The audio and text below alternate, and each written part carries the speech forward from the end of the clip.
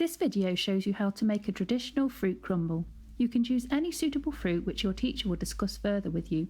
You also have the option of choosing frozen, tinned or fresh fruit. For this recipe you will only need to bring the fruit of your choice. An oven-proof foil container will be provided for you to take the crumble home in. You will need to label the lid as shown in the picture. This tin contains a pie filling which already has sugar added to it. However, some fruits need sugar adding to it depending on how tart or sour the fruit is. This fruit also already contains a thick sauce. If your tinned fruit is in syrup or juice, it will need to be drained through a mesh sieve. This is frozen fruit. It is a good idea to keep it in the freezer wrapped in a plastic bag until needed. This will avoid too much juice being released before baking. If you find that some of the fruit in your tin can or bag is too large, you can cut it a little smaller, remembering it will shrink during cooking due to moisture loss. Here the bridge hold is being used to safely cut the fruit in half. Sugar is usually added to the fresh fruit, especially when it is tart like rhubarb or cooking apples. Some stone fruit, such as plums, may not need as much sugar. Using fresh fruit, such as rhubarb, is the final filling type you can choose from. Prepare your fruit carefully on a green chopping board. Here, the claw grip method is being used. When using fresh fruit, it helps to cook the fruit a little bit before the main bake. The method of cooking shown here is called stewing. The fruit will soften as it's cooked on a medium to low heat. Sometimes a little water is added, but not too much as the fruit will release it on its own. At this stage we don't want to overcook it as it can go mushy and we want to retain some texture. If it is cooked on too high a heat it can burn as the sugar caramelises. You will now need to weigh out your topping ingredients into a small bowl.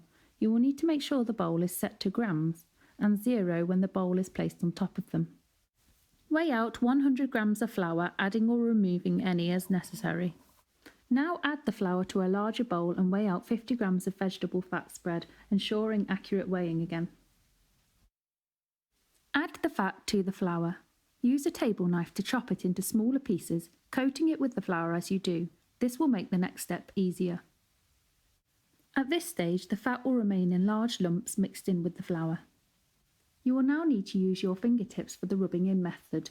The rubbing in method is a method where you gently rub the fat into the flour using the coolest part of your hands, which are the fingertips.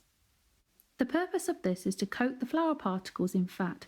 This gives them a waterproof coating, enabling them to go crispy in the oven.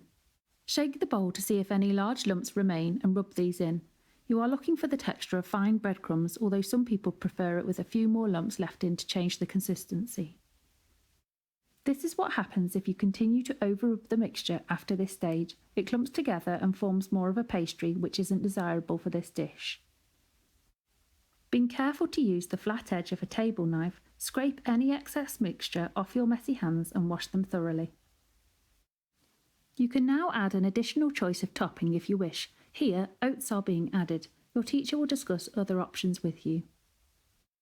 Weigh out 50 grams of sugar in the small bowl and add this to the mixture. Some people choose to swap white sugar for brown sugar to add a more caramelised flavour. Spoon the topping over your fruit, making sure to distribute it evenly. Don't be tempted to press it down as you'll lose the crumbly quality.